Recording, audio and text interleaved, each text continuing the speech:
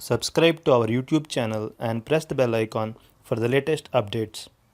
How to add a bio to your Twitter account on desktop. Log into your Twitter account if you are not already logged in.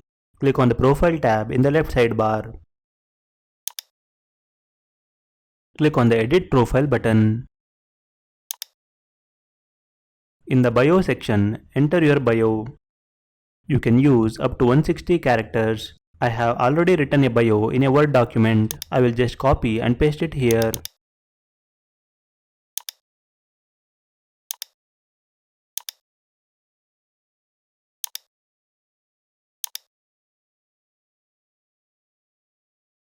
Click Save to apply the changes.